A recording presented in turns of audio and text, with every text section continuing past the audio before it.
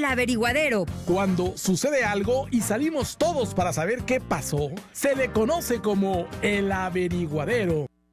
Muy buenos días, gracias por acompañarnos. Estamos listísimos ya en su programa El Averiguadero, en este fin de semana, como lo habíamos anticipado, y pues estoy muy contenta, como siempre, de estar con mi compañero Antonio Gaitán. Hola, buenos días. ¿Qué tal? Muy buenos días.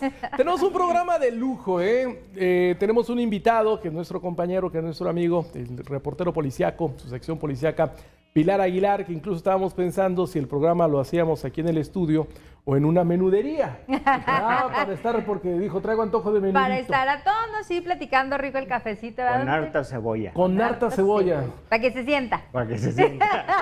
Pues antes que nada, don Pilar, pues ni modo de darle la bienvenida, pues esta es su casa. Oh, muchas gracias, Toño, muchas gracias, Brenda, por haberme invitado a este averiguadero, a ver qué podemos, a ver qué podemos averiguar.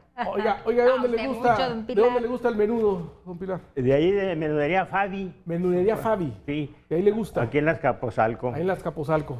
Ahí tradicional de hace mucho tiempo. Muy bueno, muy bueno. Sí he ido. Muy bueno. Sí he ido. Uriel Blanco me llevó. Uriel Blanco te llevó. Sí. Bueno, entonces ahí saludos a todos sus amigos que gustan del menudo, sobre todo de fin de semana, que es cuando más tradicional, se antoja, ¿no? Como es algo tradicional. Así es. Bueno, y usted dirá, bueno, ¿de qué se trata el programa? Porque está Pilar Aguilar, como lo dice mi compañera Brenda Mauro, el más reconocido reportero de la nota policíaca en Durango. Y es que recientemente se entregó, ahora sí, un nuevo cerezo. Así es. Durango cuenta con un nuevo penal que encuentra carretera Durango-Guadalupe Victoria. Es un monstruo, decía el secretario de Seguridad Francisco Javier Castrellón, al referirse que es un centro muy grande, que cumple con una serie de requerimientos, previamente con los derechos humanos y con áreas que deben facilitar la reinserción de las personas que están presas, ¿no? Gente que cometieron algún delito y que, bueno, ya están pagando, pero que tienen que pagar su condena y después salir y reintegrarse a la sociedad. Sí. Siempre se ha dicho que las cárceles son como que la escuelita del crimen, ¿no? La universidad del crimen, sí, que la ahí universidad. Si entraste sabiendo hacer algo, ahí vas a perfeccionar la técnica Ahí y vas te a enseñan aprender más. otra, sí. Realmente se ha cuestionado mucho la efectividad en el tema de reinserción, en el tema obviamente de reconstruir a la persona, se ha cuestionado si son efectivos o no. Claro. Y es que hay situaciones como el hacinamiento también, donde están pues ahí todos los presos en una convivencia. Pues ahí sí 24/7 y entonces Sí. también se habla de eso, ¿no? De que quien no entra tan maleado, pues sale maleado. Así es, el tema de drogas, el tema de los gobiernos internos, bueno, hablaremos de Los todo poderes eso. fácticos. Los poderes. Así Pero para entender el por qué un nuevo cerezo, pues hay que conocer la historia del cerezo que está por cerrar. Más allá de la historia del alacrán. Más allá, bueno, lo Bueno, el del anterior cerezo y luego Sí. el que viene. Lo del alacrán, Sí. lo del alacrán fue aquí en la Penny, primerito, así en la es. Penny, donde ahorita es Soriana. Sí, ahí Y era. Ahí era la cárcel. No sé si a don Pilar le tocó también conocer. Ahí estuve. ¡Ah, no me digas! Pero no detenido. A ver. Ahí estuve. Vamos a entrar a materia, y toda la gente que nos está escuchando, que quiera opinar y que diga, oye, yo estuve en la cárcel y viví esto. Oiga, ¿sabe qué? Yo no he estado en la cárcel, pero considero que ese es el problema. Algún familiar estuvo, le fue bien, le fue mal. Todo lo que ustedes nos quieran comentar a través de las redes sociales. Estamos ahorita transmitiendo a través del Facebook del Órale Qué Chiquito para hablar del cerezo de Durango, la historia de los penales, para entender el por qué hoy un nuevo cerezo en el cual hay una gran expectativa. Realmente, Pilar, pues entramos a la materia. Entramos de lleno. A ver, ya Brenda sacó lo del alacrán. Suéltele, don Pilar. Esa penitenciaría que estaba aquí en zona centro se cerró y luego ya dio paso al cerezo que está ahorita frente a Villas del Guadiana. Así es, en 1971, a finales de 1970 se empieza a hacer el cambio. Sí. En 1971 entra en funcionamiento el cerezo número 1. ¿Ya reporteado usted, don Pilar? ¿Ya andaba usted en la reporteada? En el sector. No, Es que él yo empezó muy chavo, empecé don en la Pilar empezó muy reporteada chavo. aquí en Durango en el 79, al final ok. del Ok. 79. Entonces, el de la Penitenciaría del Estado, yo la conocí porque era yo un niño, fui a visitar a un amigo que nos llamaba mucho la atención, Chalío, me acuerdo, que porque lo habían agarrado con un costal de marihuana, entonces era un escándalo en el barrio, ¿verdad? Así es. ¿En aquel entonces? En aquel entonces, vamos a visitar a Chalío, el narcotraficante del barrio, ¿verdad? Por un costal. Sí, un costal, hasta Era lo el sacaron narco- ahí en el diario retratado con el costal de marihuana. Entonces, por eso conocí la penitenciaría. Después ya ingreso yo a los medios de comunicación en el taller, a trabajar en el taller, y yo me voy a Mazatlán a trabajar también en el taller, luego a La Paz, Baja California Sur, ahí empiezo a escribir. Yo ya había trabajado en La Voz de Durango como ayudante, entonces regreso como reportero en el 79, regreso con en 1979, pues sí, me dan la sección policíaca. A mí siempre me había gustado la sección policíaca, leer notas policíacas. Entonces yo llego a La Voz de Durango, don Salvador Nava Rodríguez me dice, bueno, entré al periódico Meridiano, porque era un vespertino de Salvador Nava Stener. Ahí entré en el Meridiano, que se hacía en la misma Voz de Durango, y después cubrí para los dos medios. Bueno, pero yo empiezo a ir al Cerezo, Sí. cuando está López Portillo, de Carlos López Portillo, de director. El primer director de Cerezo fue Roberto Bravo Morán, papá del actual vicefiscal general del Estado, de Roberto Bravo Ontiveros. A ver, son casi 50 años de historia del Cerezo número 1. Así es. Entonces, cuando está José Peña Vicario, pues yo iba a la reporteada. Nos hablan de una fuga el 30 de octubre de 1983, pues vamos a cubrir la fuga. Pues era el que se había fugado, el que había encabezado la fuga, era Marcos Arturo Beltrán Leiva, que era conocido ahí en el Cerezo como Marquitos. Bien. Con las personas que he platicado sobre este caso, pues dicen que Marquitos era una persona muy tranquila, incluso que iba a la escuela, a la primaria abierta y el Cerezo. Entonces, pues bueno, se fugó Arturo Beltrán Leiva, empezamos a hacer la nota, junto con la fuga fue a sangre y fuego, a balazos. Sí, lo que le iba a preguntar, ¿cómo se dio esa fuga de Beltrán Leiva del Cerezo de Durango? Dije, ¿fue un túnel? ¿Cómo fue? Los túneles fueron después. Los túneles fue después. Bueno, pero ¿esta cómo fue? Ese día a balazos. A balazos salieron tirando balazos. Dicen que del exterior, pues también hubo fuego. Bueno, salieron ahí, pues Arturo Beltrán Leiva, Emilio Guzmán Loera, hermano del Chapo. Salió José Coronel, Nepomuceno Rojas, el Chenillo, le decían. Leal Coronel, Ángel Leal Coronel. ¿Todos estaban recluidos? Sí, estaban recluidos. Sí, qué bonita familia. Pero se fueron, algunos aprovecharon, por ejemplo, Chenillo no iba en la lista, varios no iban en la lista. Sabino Soto Díaz del Mezquital, el Sabinón, también se fugó. Apenas cupo por la puerta, medía como 2 metros y 1,5 metros de ancho. Corpulento. Sí, y esa fue la fuga sangrienta. Al momento de salir, de fugarse, pues yo creo que algunos de los más pesados, como Beltrán Leiva, que no era tanto como después de que llegó a ser muy poderoso, pues yo creo que tenían algún vehículo que los esperaba, pero hubo quienes no. Por eso en esos momentos iba circulando un automóvil Gran Marquis, propiedad de la familia Mendívil. La llevaba una señora, miembro de la familia Mendívil, que en ese entonces eran propietarios de la agencia de la Ford. Así es. La Ford. Y bueno, yo creo que el que agarró al volante, pues no sabía manejar, porque a poca distancia ahí se salió de la carretera y se embancó el carro, el Gran Marquis. Pues empezó una persecución. El jefe de la Policía Judicial del Estado era el licenciado José Durán Valenzuela, pero su director era Oliverio Reza Cuellar. Bueno, pues a Oliverio le tocó encabezar un operativo de búsqueda y recaptura. Y ahí encabezó un operativo en el Mezquital, de ahí era Sabino Soto López, el Sabinón. Lo recapturaron. Posteriormente encontraron muerto a José Coronel, al Chepe Coronel, también en la sierra.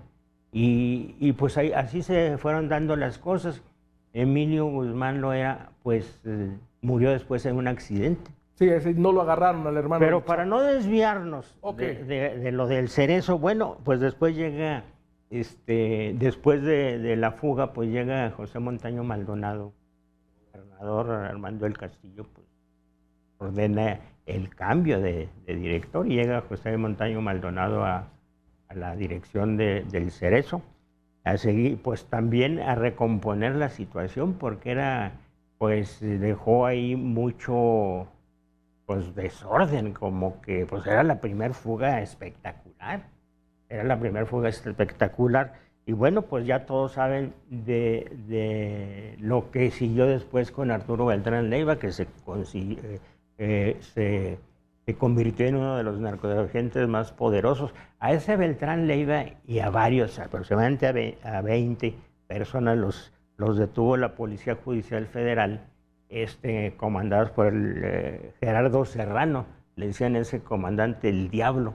Él posteriormente fue asesinado en Guadalajara ya cuando lo cambiaron. Bueno, pero el tema es de que si los capturaron, inicialmente los comentarios decían que a ese grupo lo detuvieron ahí en Cuauhtémoc y 20 de noviembre, donde había un cine, que saliendo del cine. Posteriormente dijeron que en San Alto, Zacatecas, fue donde los capturaron en un sembradío de 20 hectáreas de marihuana. Bueno, Bien. no se sabe si realmente lo capturaron allá o aquí, pero su nombre empezó a sonar desde la fuga.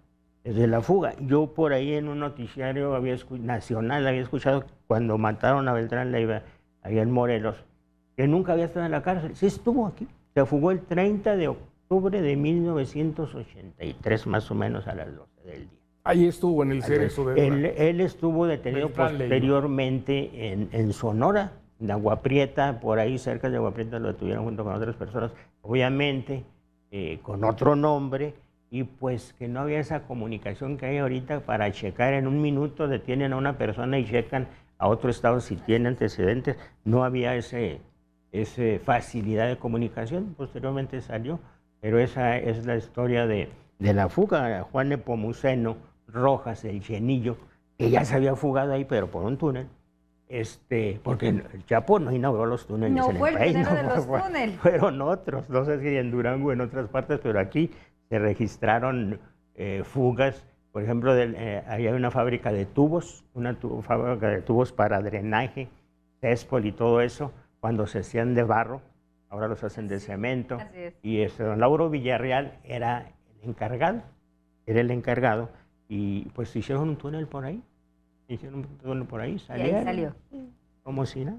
Entonces, tiene su historia el Cerezo. También, pues ahí estuvo preso don Jaime Herrera Nevares, que fue considerado en Estados Unidos como el rey de la heroína, Roberto Alderete, también ahí estuvo el Robertón, pues él como responsable de la muerte de 6 soldados y un ingeniero allá en Mesa de Tortugas del municipio de Otaes. Ese tipo de personas estuvieron ahí, muchos otros. Carlos de la Garza, comandante de la Policía Judicial Federal, que era el segundo de Salvador Peralta Pérez. Salvador Peralta Pérez fue mucho tiempo aquí comandante de la Policía Judicial Federal y después fue director de la Interpol. Bueno, pues uno de sus colaboradores, Carlos de la Garza, fue detenido y llevado a este Cerezo luego de haber sido detenido por colaborar con el cártel de Juárez, llamado Carrillo Fuentes.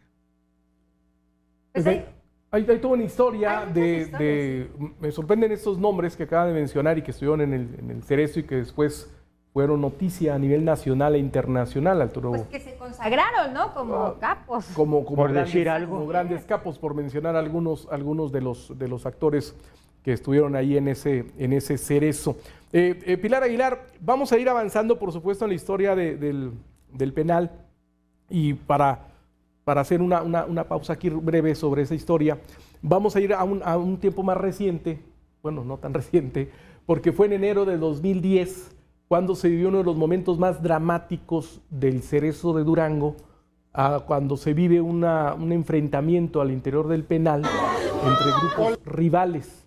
Incluso se hablaba de que había algunas ejecuciones a contrato o bajo encargo porque muchos de los que acababan de llegar, tenían al menos una semanita de estar ahí en el área de procesados, pues habían sido ejecutados al interior de esa área. Vamos a poner esta imagen, Pilar, Brenda, del momento en el cual se da a conocer la lista de las personas que fueron asesinadas en ese choque entre grupos rivales al interior del Cerezo. El audio, amigos que nos siguen, es dramático. Ahí sí nos tocó por la estar, naturaleza del tema, porque muy severo eso. todas las familias, Motín. cuando se supo del Sí. motín, las familias corrieron para saber cómo estaban sus internos. Y sí se hablaba de muertos y muertos, ¿no? Incluso se habló de camionetas que salían con un montón de cuerpos Sí. y demás. Fue una situación muy fuerte que simuló a la sociedad duranguense. Vamos con el video y ahorita nos platica Pilar sobre ese momento que vivió el penal de Durango, uno de los momentos más dramáticos. López, Ubaldo Lerma Alemán, SB de Bueno, Ruperto Guerrero Aragón, Juan Miguel Alonso Palacios, José Manuel Quintero Monarres, Héctor Quintero Juárez, Luis Leonardo Cermeño Navarro, Arturo Segura Recendis, Manuel Hernández Alba, SG, Omar Lozoya Domínguez, Luis Rey Vargas,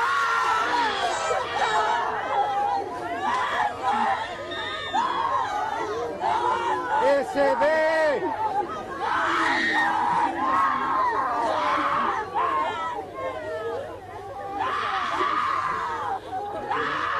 SD,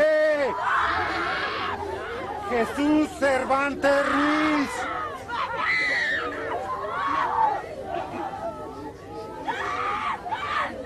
SE,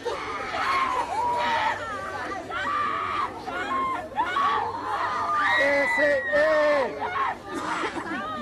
Lucio Sánchez Trejo,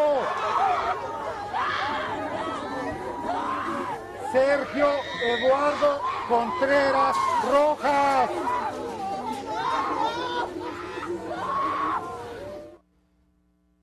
Bueno, pues así se vivió a las afueras del penal de Durango en enero del 2010. Hay que recordar que fueron tiempos muy complicados para el país.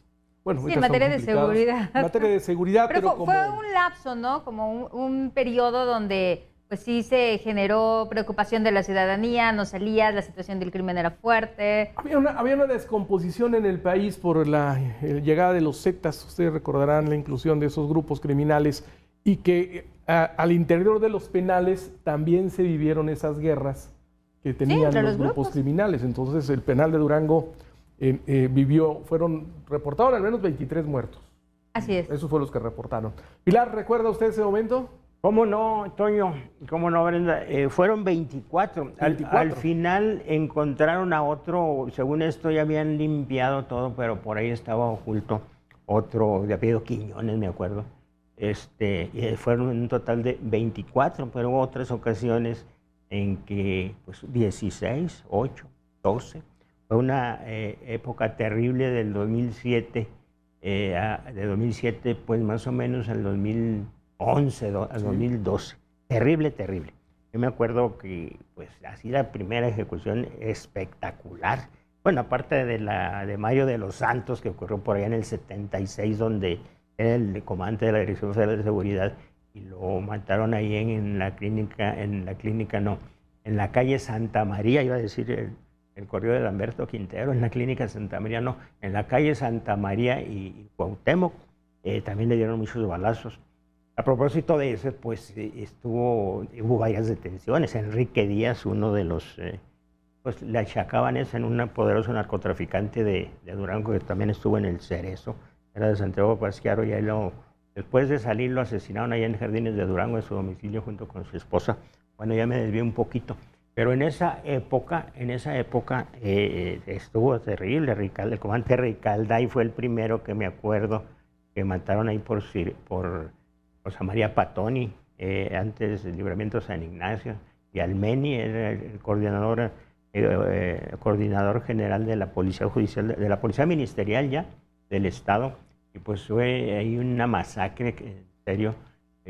Entonces es cuando recuerdo yo que empieza, fue en el 2007 que empieza La ola de violencia la tan ola fuerte. de violencia, que pues se metió al Cerezo y a todos lugares. Ahí hubo personas que salían del Cerezo, las que no mataban en el Cerezo salían y a los 15 minutos eran encontradas ejecutadas. Unas incluso allí en los mismos Sí, decía terrenos que iban del saliendo Cerezo. y ahí eran Pero, las ¿qué ejecuciones. pasó en aquel momento del Cerezo? ¿Fue cuando cerró el Cerezo de Gómez Palacio? Bueno, en ese tiempo... Y se trajeron a los reos y eran grupos diferentes. Sí, porque lo cerraron allá porque comandos de gatilleros salían del Cerezo de Gómez a matar gente y regresaban Sí, como sí. si salieran de su casa y trajeron, pues cerraron el Cerezo número 2 de Gómez Palacio y se trajeron a todos los reclusos aquí al Cerezo número 1 y bueno, pero esos hechos ocurrían por la pugna que había por el control del Cerezo. Querían controlar el Cerezo, así como habían controlado acá, como estaban controlado afuera las autoridades del grupo delictivo en ese entonces, querían controlar el Cerezo. Acuérdense que también, aparte de los masacres en el interior del penal, pues hubo varios custodios asesinados cuando salían de turno o salían de sus casas para entrar a trabajar. Entonces fue una cosa terrible. Bueno, en una de esas, Nahum Medina Serrano, el director en turno, acuérdese que pues lo atentaron contra él allá en la colonia Insurgentes, entre la colonia Insurgentes y Valle del Sur, donde murió uno de sus escoltas. Entonces era un pleito por el control de la plaza y el control del penal, que a final de cuentas pues lo lograron en gran parte, hacer en el Cerezo lo que ellos quisieran. Tras este motín sí toman el control ciertos grupos. Pues ya había habido Como fue el otras motín. masacres, o sea, fue una serie de masacres que no se terminaron hasta que no... después empezaron con los celadores, con los prefectos, con los custodios, empezaron a asesinarlos también. Y bueno, pues al final de cuentas se fue tranquilizando todo. Bueno, hubo un director que debido a la violencia renunció. Bueno, casi se infartó. Ahorita, si ustedes consideran, vamos proporcionando los nombres de los directores y comentando algo de cada uno de ellos, cómo salió, cómo, bueno, a Nahum pues lo acribillaron, Sí. no lo lesionaron, pero no falleció. Otro renunció por motivos de salud. Duró muy poquito tiempo. Dijo, ahí nos vemos, se enfermó. Era una tensión impresionante. Entonces, en 50 años vivió sus diferentes etapas el Cerezo de Durango, Así es. con grandes personajes del narcotráfico, fugas, muertes, enfrentamientos, riesgo para los directores, los celadores. Y bueno, también hubo etapas muy espirituales, la visita Sí, la visita del del Papa. Papa, 9 de mayo de 1990. el Papa Juan Pablo II, Juan Pablo que ahí II, ofició una y misa. ofició una misa ahí, pues casi como para las madres, ¿no? Porque pues fue el 9 de mayo. Entonces, sí, muchas etapas, la mayoría de ellas violentas. Hay casos dignos de mencionar de personas que llegando ahí sin saber leer y escribir, salieron de abogados, se recibieron de abogados. O sea, no todo es lo que se dice de que entras ahí, te No. perfeccionas en situaciones delictivas. Ahí hay apoyo también para los Yo platiqué presos. con una persona que estuvo cuando el tiempo de Arturo Beltrán Leiva, dice, mira, ahí hay de todo. ¿Cómo era Arturo Beltrán Leiva? Era una persona tranquila, muy buena gente, nos pichaba ahí los refrescos. Bien, hermano, bien. Ajá. Entonces, pues, hay de todo, dice, ahí es para escoger, dice. El penal da las herramientas si quieres superarte, si quieres llevártela tranquila. Para los adictos hay grupos de alcohólicos anónimos. Sí, sí. Entonces, pero el que quiere seguirla. Beltrán Leiva siguió, él salió y siguió y hasta que terminó, pues es masacrado, ¿verdad? Entonces, hay para escoger. Hay para escoger. Pues también hay grupos religiosos ahí al interior. Sí, desde también católicos, se cristianos, integran. o sea, cual sea tu devoción, hay gente que entra Ahí. y ahí encuentra a Cristo, ¿no? Sí, encuentras también cierto respaldo en este lugar. Mucho se ha hablado del hacinamiento, don Pilar, de cómo vive el preso en esta zona. No sé si usted en algún momento ha tenido oportunidad de hacer recorridos y algunos de los internos le han platicado porque se señala que duermen pues hasta amarrados en los barrotes, las situaciones de salud, agresiones de otros mismos presos. ¿Qué hay en esta vida interna, en esta cultura del día al día? Hay unos que duermen abrazados, sí, Hay de todo. De por todo. espacio, Yo- no hay otra más que, pues véngase compadre, ya Hace frío. hace frío, estamos pegaditos, pues qué. Yo cuando tuve oportunidad fue hace muchos años, precisamente cuando estaba en el Liceo José Montaño Maldonado, después de esa fuga. Bueno, en ese tiempo pues había ahí hasta suites. Había suites. Sí, sabe el área VIP. Celdas de lujo. Y de lujo, había pachanguitas con banda y toda la cosa. ¿Ya? El cumpleaños del Señor y esto. Pero conforme fue pasando el tiempo, pues ya llegó el tiempo de que un solo reo pues agarraba 2 celdas o 3, ¿verdad? O un departamento para él solo, pues Tu se fue piso. acabando, sí. Se fue incrementando la delincuencia, fueron incrementando los ingresos, se fueron acabando privilegios, y me acuerdo una vez que comentan, no me consta, que estaba ahí don Jaime Herrera Nevares, que es el director del Cerezo, pues vieron que estaba tomando, ¿no? Mándame las botellas. Y entonces que don Jaime pues echó todo el producto de sus botellas a un balde y le mandó las botellas vacías. No, oiga, no, él quiere las botellas, ahí están las Ahí botellas. están las Ahí botellas. está. Bueno, son cosas chuscas que pasaron y hubo privilegios para muchas personas. A mí me tocó hacer recorridos no solamente con Montaño, con Oliverio Reza, con Noel Díaz, pero sí se iba notando una diferencia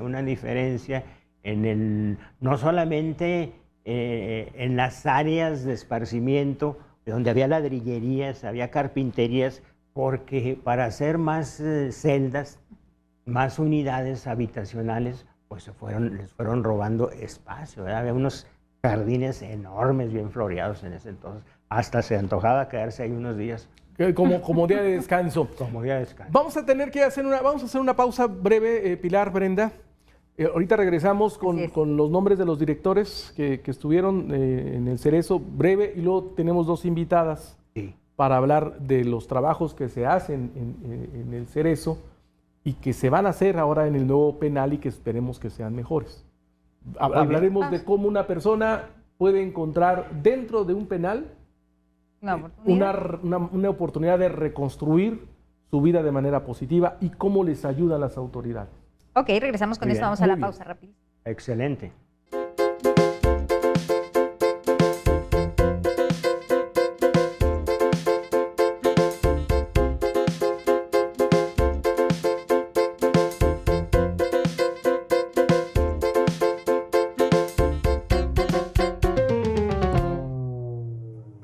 Bien, regresamos y estoy yo sorprendido gratamente por nuestras invitadas el día de hoy, las ha invitado nuestro compañero Pilar Aguilar, porque cuando hablamos del sistema penitenciario, pues hablamos de un área complicada, o sea, de riesgo, y entonces ver que hay mujeres inmersas en esta tarea y a cargo, incluso, ahorita le preguntaba la directora del penal, ¿cuántos directores ha habido en el Cerezo de Durango? Dijo, la primera mujer. Es la primera mujer, efectivamente. Bueno, Pues se va ganando terreno también en estas áreas sí. Por eso dijo qué está grato, la ¿no? capacidad. Qué grato, efectivamente. Pues le damos la bienvenida a don Pilar Aguilar. Están con A sus nosotros invitadas. sus invitadas. ¿Qué dice don Pilar? Ay, gracias. Bien, muchas gracias a la directora del Cerezo, Armine Raigosa Meléndez. Muchas gracias, directora del Cerezo número 1. Bienvenida. Y está con nosotros la subsecretaria del Sistema Penitenciario de la Secretaría de Seguridad Pública, Ileana Alvarado Salina. Bienvenida. Gracias, muchas gracias. Gracias.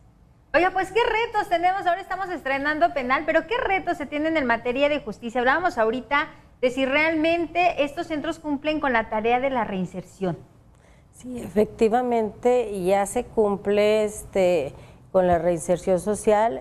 Nos estamos rigiendo bajo los 5 ejes rectores que nos exige el artículo 18 constitucional, que es trabajo, capacitación para el trabajo, la educación, la salud y el deporte. Entonces ya hemos ido avanzando mucho en lo que es trabajo. Se está capacitando constantemente a las personas privadas de su libertad en talleres, se les ha dado talleres de piñatas, capacitación en carpintería, curso de electricidad. Todo esto se hace a fin de prepararlos al momento en que ellos tengan que salir, puedan tener algún trabajo. Claro. Estos talleres nos apoyan de alguna forma, nos han apoyado en la capacitación y aparte se les apoya con un kit de trabajo y ya se les entrega al momento en que ellos salen para que puedan empezar a trabajar en algo. Usted es la primer mujer directora del Cerezo de Durango. Sí, en Y 49 años. Y la única primer porque mujer. ya le toca a usted entregar este penal. O sea, Sí. será usted la única directora del penal. Sí, así es. Vaya gran responsabilidad. ¿Cómo llega, directora, a ese encargo tan importante? Platique un poquito de su trayectoria. Ya me interesó mucho conocer la historia de una mujer que está al frente de un penal, pues que está a punto de concluir y que tiene pues una alta responsabilidad. No, ya traigo una trayectoria aproximadamente de 15 años en el sistema de lo que es seguridad pública. Fui agente del Ministerio Público, vicefiscal general del Estado, y de ahí es a donde llego de subdirectora, primeramente del Cerezo. Llego en el 2017, ahí, y ya posteriormente pues ya pasó a directora, ahora en el 2020. Ahora en el 2020 llega la invitación, usted acepta la responsabilidad. Ya lo mencionó. Pero ya tenía 3 años como subdirectora. Como subdirectora. Sí, muy bien, en el es. penal de Durango. Oiga, ¿cuántos reos tiene ahorita, directora, ahí? Al día de hoy tenemos una población de 3.452 personas privadas de su libertad.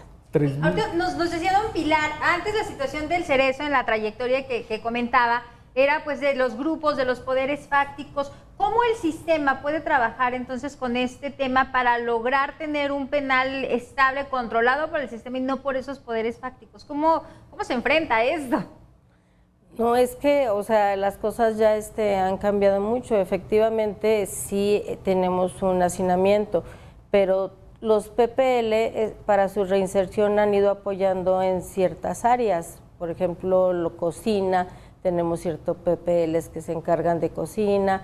También en el área de estudio hay 9 asesores que son personas privadas de su libertad, que se les ha apoyado por medio del mismo personal para capacitarlos, y Sí. son quienes están apoyando. Entonces, O sea, sí se ha limpiado el penal de esos sí, controles y ellos internos están de grupos. apoyando en cada área, o sea, en cada área hay apoyo para capacitación por parte de ellos. A ver, yo llego al penal, caigo en el penal, o sea, voy preguntando, no va a ser nada de malo, para irme orientando, ¿no? Para saber. Para saber cómo, a ver, yo llego, finalmente, bueno, llego al penal, ¿qué voy a encontrar en el penal?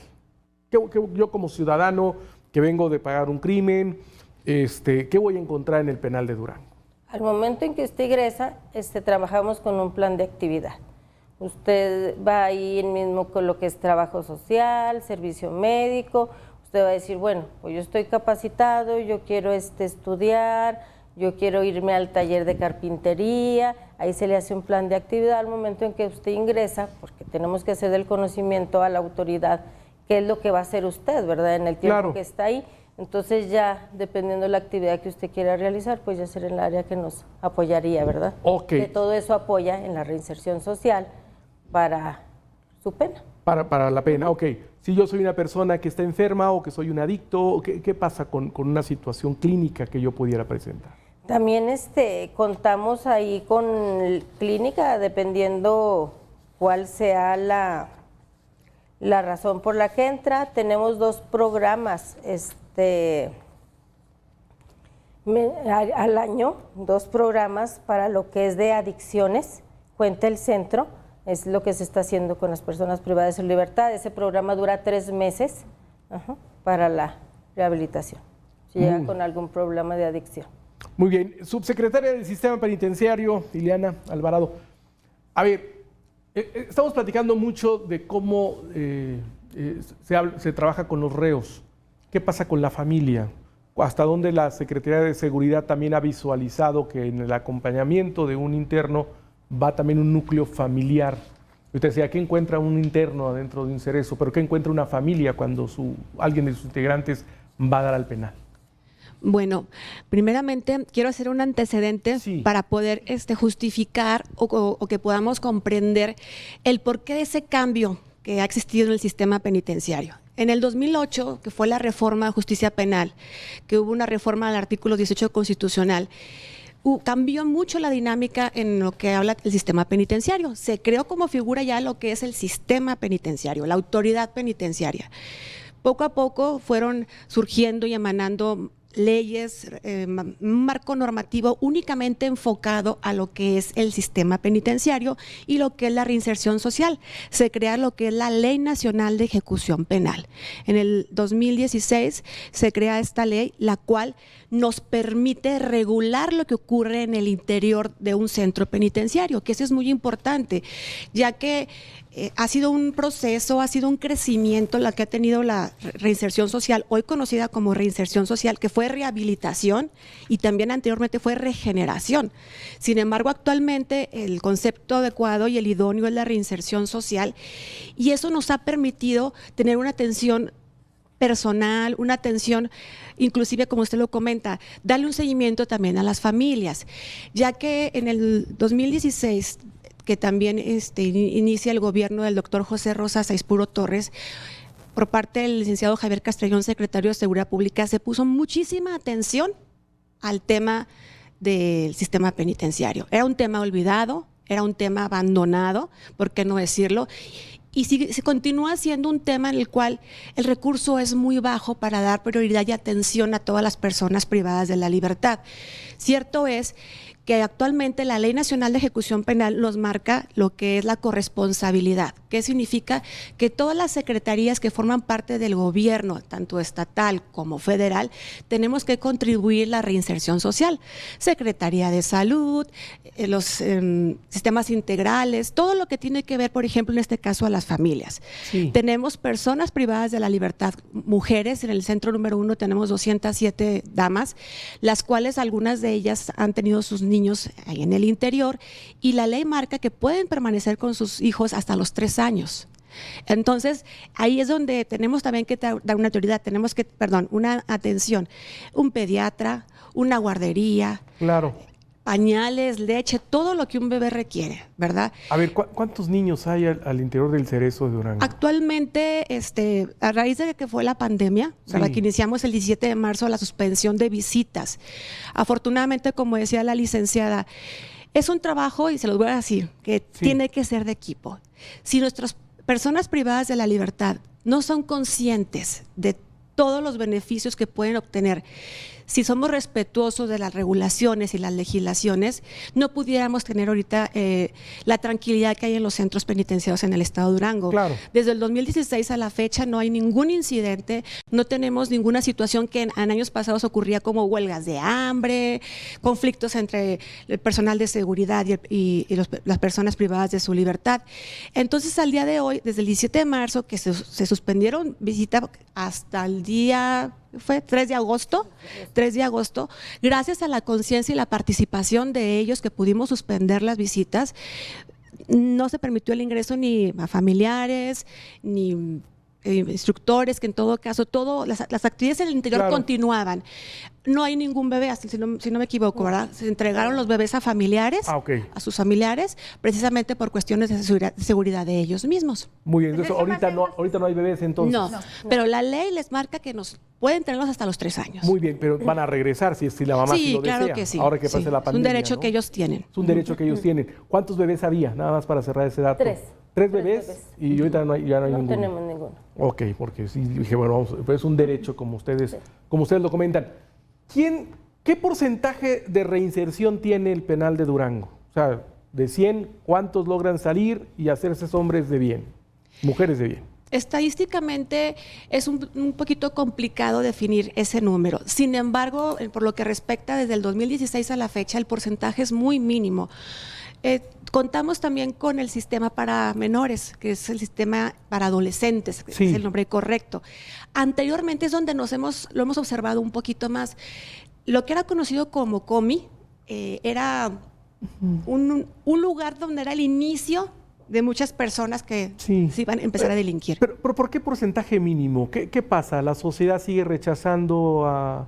Sigue habiendo muchos tabús, ¿no? También para darles oportunidades. Claro, a las sí. personas. Faltan oportunidades, socialmente hablando. Sí, precisamente ahorita que manejaba el concepto de corresponsabilidad, ¿verdad?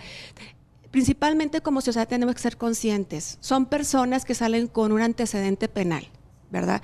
Y si como sociedad no somos conscientes que un ser humano cometemos errores y no abrimos las puertas a todas esas personas, son los motivos o los factores que propician una reincidencia, ¿verdad? Ya afortunadamente la Ley Nacional de Ejecución Penal también prevé la cancelación de antecedentes penales, pero en cierto tipo de delitos nada más, ¿verdad? Y sí, nosotros por parte de la Dirección General de Ejecución de Penas, que se da seguimiento a todas las personas que obtienen de su libertad, que forma parte del sistema penitenciario, ellos van dando un monitoreo o un seguimiento y lamentablemente las oportunidades laborales a los que ellos pueden acceder pues son con salarios muy bajos. Sin embargo, sí también tenemos muchos casos de éxito, también los podemos platicar. Muy bien. Don Vilar. Licenciada, hay una dirección de ejecución de penas, creo que es la encargada de darle un seguimiento a las personas preliberadas con el propósito de, pienso yo, evitarla, pues que cometan otro delito, que reincidan. Sí, el sistema penitenciario es muy completo y muy complejo. Tenemos dos direcciones generales, la Dirección General de Centros Penitenciarios, que también es una mujer, y la Dirección General de Ejecución de Penas, que también es una mujer. Tenemos 4 centros penitenciarios en el estado, el Cerezo número 1, el Centro Distrital número 1 con residencia en El Salto, Pueblo Nuevo, Durango, con un caballero a cargo, y el Centro Distrital número 2, que también con un compañero hombre como titular, y el CERMI de Durango. La Dirección General de Ejecución de Penas también tiene una ardua labor. Ellos son los encargados de supervisar todas las medidas que son impuestas a personas tanto procesadas como sentenciadas en libertad. Lo que antes conocíamos como que anda bajo fianza, ¿verdad? Ahora hay muchos beneficios que son otorgados por las autoridades judiciales. Al día de hoy tenemos más o menos 5.900, 6.000 personas supervisadas por la Dirección General de Ejecución de Penas. A ver, entonces hay más afuera que adentro. Así es. Al día de hoy amanecimos con 3.700 personas privadas de la libertad y 5.900 personas supervisadas, más 90 adolescentes en supervisión en libertad también. Entonces hay casi 6.000 personas cumpliendo una pena, Sí. pero en libertad. Así es. Y también a ellos se les da un seguimiento. Claro. ¿Sí? Porque en caso de que incumplan con una obligación adquirida, es motivo para que ellos pierdan su libertad. Bueno, son 6.000, pero con cierto tipo de delitos, Así obviamente. es. No son ninguno que haya cometido No. ningún delito grave, ni mucho menos. Interesante cifra, ¿eh? Son cifras ¿Verdad? interesantes. ¿Cómo no? Oye, directora, mucho se habla también de quienes están en el penal y cometen delitos mínimos, pero se habla de la falta de defensa, la falta de recursos para poder llevar un proceso. ¿Qué tanto se da esto? Que realmente haya quienes están por situaciones mínimas al interior del penal, por una falta de defensa de recursos, e incluso por el tema de la lengua. Incluso sin sentencia, ¿eh? Sí, sí, sí. Sí tenemos por faltas mínimas, pero ya eso es los defensores de oficio. Inmediatamente que llegan por el Poder Judicial se les asigna un defensor de oficio. Nadie ahí se queda sin defensa porque al momento en que tiene su primera audiencia él es asistido. ¿Y hay Por un suficientes defensor. defensores de oficios? ¿Cuántos tenemos? ¿Cuánta es la demanda? Defensores de oficio no tengo el número No tiene el exacto, dato. eso corresponde al Poder Judicial. Oiga, pero sí. sí, directora Raigosa, ¿usted seguirá como encargada del nuevo Cerezo? Sí. Sí. ¿Qué cambia? O sea, ¿qué cambia? O sea, me voy a cambiar ¿Qué de casa. reto viene? Me voy a cambiar de casa. ¿Qué cambia? ¿Qué mejora con esa nueva casa? Pues esperemos que haya mucha mejoría porque pues las instalaciones son unas de las mejores instalaciones a nivel, ¿cómo lo manejan? Nacional. Nacional este centro. Es Abate uno de el los hacinamiento. más modernos. ¿Abate el hacinamiento totalmente ahora en el nuevo penal o no? No logra abatir porque sí tenemos mucho hacinamiento, pero hay áreas que se van a distribuir para lograr estar un poco más despejados. Este cerezo nos duró casi 50 años. ¿Este nuevo cerezo tiene una vida útil de cuánto? ¿O tendrá ya que irse pensando en algo más amplio? ¿En uno más grande? Tampoco vamos a ir.